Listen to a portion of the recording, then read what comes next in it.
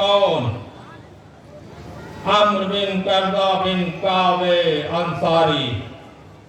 आपके वालिद रसूले खुदा के सहाबी, करबला में उनका छोटा भाई अली बिन करदा यजीदी लश्कर में था। रोज़े आशूर दोहर की नमाज के बाद उमर ने जंग शुरू की और कुछ देर तलवार चलाने के बाद इमाम के लश्कर में आ गए और इमाम की तरफ से जंग करके जामे शहादत को नोश फरमा लिया। आज़ादारो रो लीजिए, इससे बेहतर मौका नहीं मिल सकता। हुसैन से एक एक बावफा जुदा होता जा रहा है।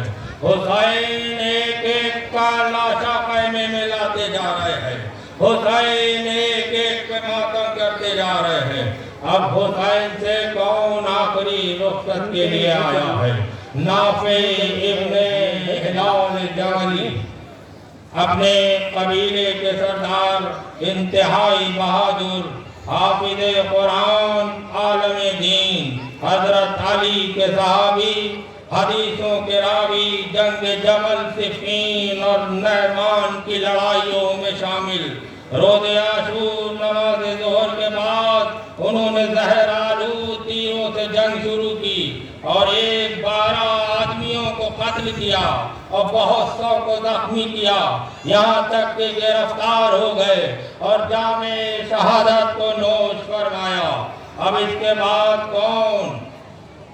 शौज़ब इब्न अब्दुल्ला, आप हमदान की एक शाकिर कबीले के गुलाम ज़ादों में थे और आप इब्न शबीबे शाकरी से वाबस्ता, इंतहाई बहादुर, हदीसों के रावी होने का शरफ हासिल था। हजरत अली के सहाबी थे, कूफे के शियों में नुमायां हैसियत रखते थे और रोज़े आशूर हमले गोला में शहीद होते हैं। लीजिए, हुसैन से ये भी बावफा रुखसत हुआ, हुसैन से ये भी जानेसार रुखसत हुआ। अब इसके बाद कौन? आबिद इब्ने अबी शबीबे शाकरी, इंतहाई बहादुर थे। आप हजरत अली के असहाब में थे। जंग सिफ़ीन के मौके पे मौला ने इन्हीं के लिए कहा था, अगर इनके जैसे 1000 हो जाएं तो अल्लाह की इबादत उस तरह होने लगे कि जिस तरह इबादत करने का हक होता है। हुसैन से ये भी जुदा होते हैं। अब हुसैन ने अंदाज बदला, अब तक कितनी लाशों को ला चुके। अब इसके बाद कौन? हज़ला बिन असद शबानी, कूफे के शियों में नामवर, खुश तकरीर, बहादुर और हाफिज़े कुरान थे।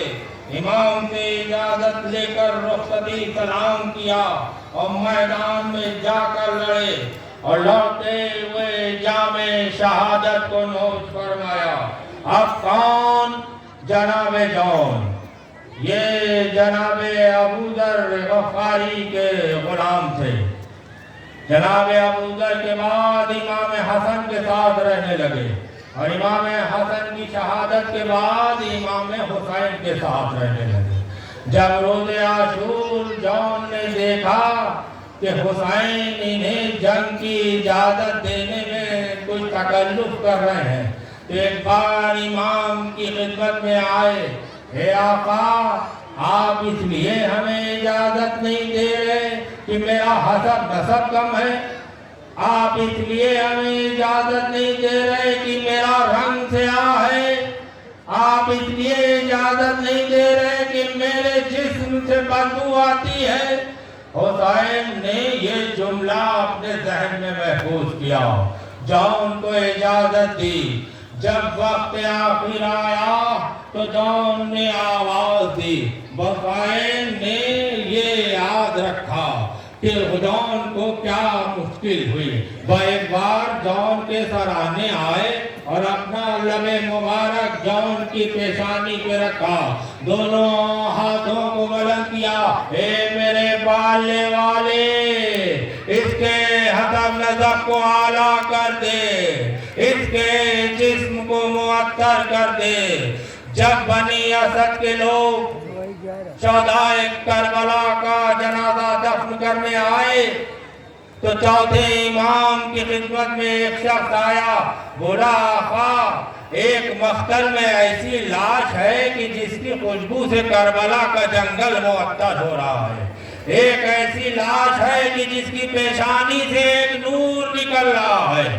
ہمارے اور آپ کے چوتھے امام نے بتایا، ارے وہ جون کا لاشا ہے، میرے بابا نے جس کے حق میں دعا کی۔ ہاں عزاداروں، اس کے بعد کون؟ ایک اور غلام، اسلم غلام ترکی۔ امام حسین نے زین العابدین کو ہبہ کر دیا۔ جب یہ امام حسین سے اجازت لینے آئے تو حسین نے کہا جاؤ آقا سے پہلے اجازت لے لو۔ ایک بار سید سجاد کی خدمت میں آتے ہیں، اے آقا مجھے بھی جنگ کی اجازت دے دیے۔ امام کہتے ہیں جنگ کرنے جا تو رہے ہو مگر یہ جنگ تمہاری میری نیابت میں ہوگی۔ یہ کربلا ہے کہ جہاں غلاموں کو شہنشاہوں کا مرتبہ مل رہا ہے، ایک غلام امام کی نیابت میں جنگ کر رہا ہے۔ اللہ اکبر۔ حسین سے یہ بھی جدا ہوتے ہیں۔ حسین ان کا بھی لاشا خیمے میں لا چکے، ان پہ بھی آنسو بہا چکے۔ عزادارو، انس ابن حارث اسدی رسول خدا کے صحابی، عالم دین، حدیثوں کے راوی، پیغمبر خدا کی زبانی شہادت امام حسین کی خبر سن کر اس دن سے انتظار میں تھے کہ حسین کی نصرت میں کربلا میں جا کے شہید ہوتے ہیں۔ حسین ان کو بھی جدا کر چکے، حسین ان کو بھی رو چکے۔ آقا آپ نے سب غلاموں کا مرتبہ دیکھ لیا، آقا ہم غلاموں کا بھی سلام قبول کریے۔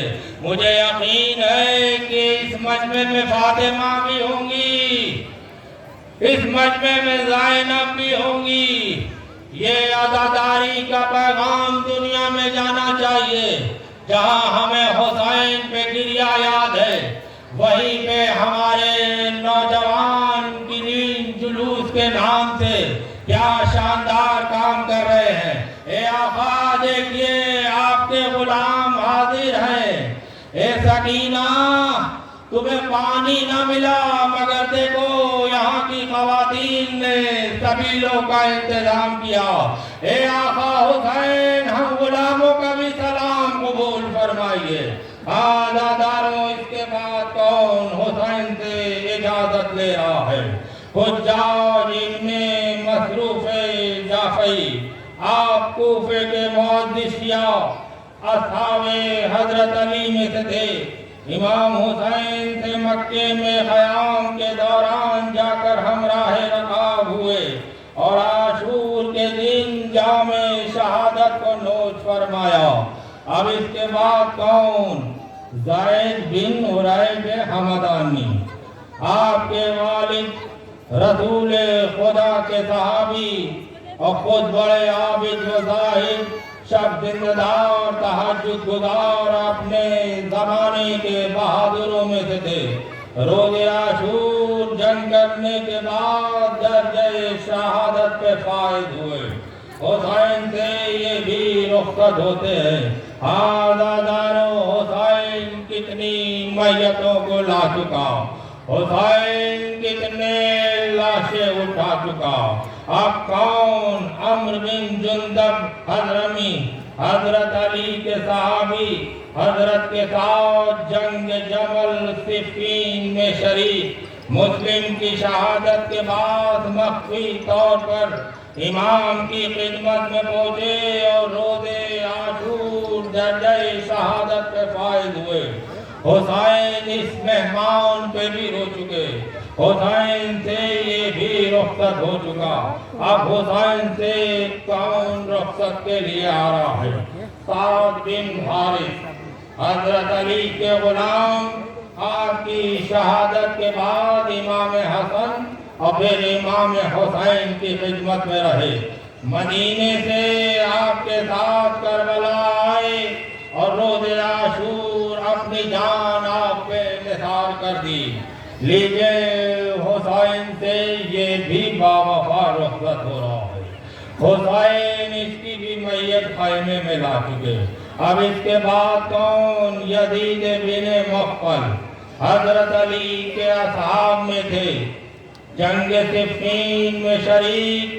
حضرت علی نے سرزمین اہواز میں جو لشکر بھیجا تھا اس میں یہ میمنہ فوج کے سردار تھے. ان کا شمار تابعین میں ہوتا تھا. روز عاشور امام کی نصرت میں جنگ کرتے ہوئے جام شہادت کو نوش فرماتے ہیں. ہاں داداروں، اب اس کے بعد کون؟ سوید بن عمرو قسمئی. ان کا کارنامہ سنیے گا. آپ ضعیف العمر، عابد، زاہد اور بڑے نماز گزار میدان کربلا میں آتے ہیں اور سب سے آخر میں شہید ہوتے ہیں. جب حسین کے قتل کی آواز فضا میں گونجی تو ایک بار غش سے آ کے بولی،